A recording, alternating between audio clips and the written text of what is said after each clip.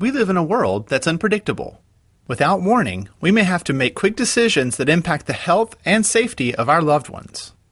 It's easy to assume that we'll be able to gather what we need when something unexpected happens, but few of us really know what will make the difference.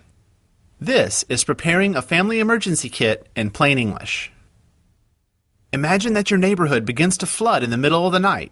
You may have to leave your home quickly or wait until local authorities tell you where and when it's safe to go.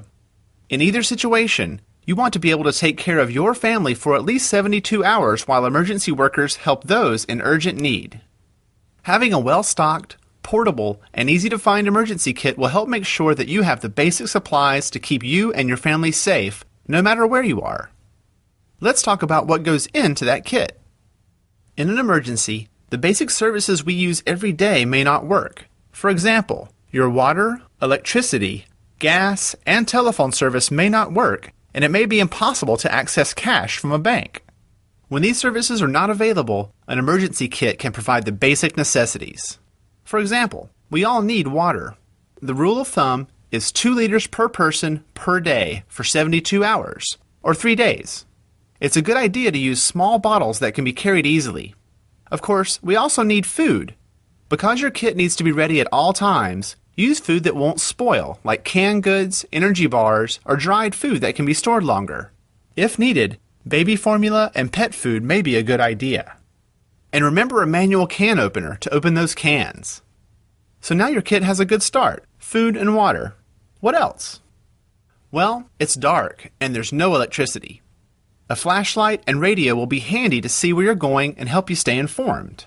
These both need power, so pack extra batteries. Or even better, buy the type that can be powered manually with a crank. Cordless phones don't work when there's no electricity. Consider including a phone with a cord, too.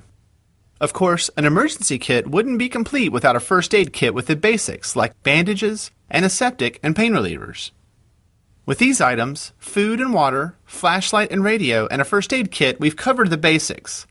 But there are some items that may not be so obvious. For example, it may be very difficult to get prescription medications in an emergency, or even long afterward. Including a couple of weeks' worth of medication in the kit will help.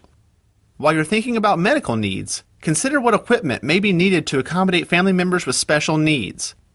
As we mentioned, it may be difficult to get cash from banks, so include small bills and change, as cash registers may not work.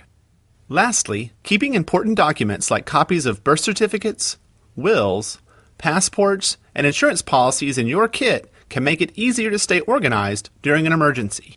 Remember to include a copy of your emergency plan and contact information for friends and family who may be able to help.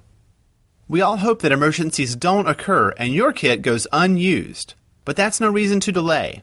It's your responsibility to start gathering supplies and thinking about what your family will need for at least 72 hours in an emergency. It may look like a lot to do, but you can print an emergency kit checklist, and the next time you're running errands, pick up a few items for your kit, or buy a prepackaged one. Having an emergency kit is an easy way to have more peace of mind in an unpredictable world. For more information, visit getprepared.ca.